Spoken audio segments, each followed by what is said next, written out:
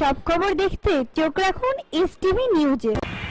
দর্শক, আমরা দেখতে পাচ্ছি এটি সেই লাঙ্গলবান বাজারে পাংশা এবং শ্রীপুর ও ঝিনাইদহ জেলার যে সংযোগ, সেই সংযোগ সেতুটি, সেই সেতুর যে রাস্তা, সেই রাস্তাটি নির্মাণ কাজ চলছে। এখানে বালি ফেলা হয়েছে, এদিক দিয়ে রাস্তাটি উঠে এসে চাকদা যে ব্রিজ, সেই চাকদা ব্রিজের সাথে সংযোগ হবে।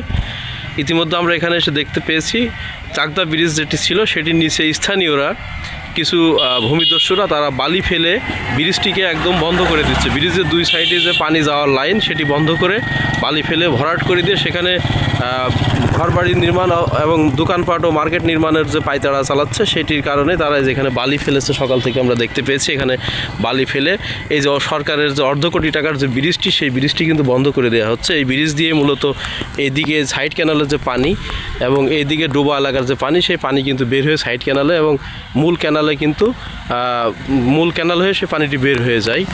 সেই ব্রিজটি অর্ধ কোটি টাকা সরকারের যে নির্মিত ব্রিজটি, সম্প্রতি ব্রিজটি নির্মাণ করা হয়েছিল, সেই ব্রিজের পাকা রাস্তা রয়েছে সেই ব্রিজের উপরে। সেই ব্রিজের নিচে দুই ধারে আমরা দেখতে পেয়েছি যে এখানে বালি ফেলে সেই ব্রিজটির যে লাইন সেটি বন্ধ করে দেওয়া হচ্ছে, পানি চলাচল বন্ধ করে দেওয়া হচ্ছে।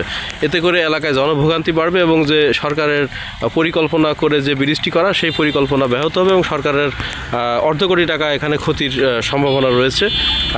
এই যে লাঙ্গলবান্ধ যে সংযোগ সেতুটি, সেই সেতুর যে সংযোগ সড়কটি, সেই সড়কটিকে ঘিরেই দুই ধারে আসলে মার্কেট করার জন্য অনেকেই আশপাশে যারা রয়েছেন তারা জমিগুলো দখল করে আসলে বালি ফেলে দখল করে নিচ্ছেন, যাতে পরবর্তীতে এখানে মার্কেট নির্মাণ করতে পারেন অথবা বেশি দামে চড়া মূল্যে জমিগুলো বিক্রি করতে পারেন।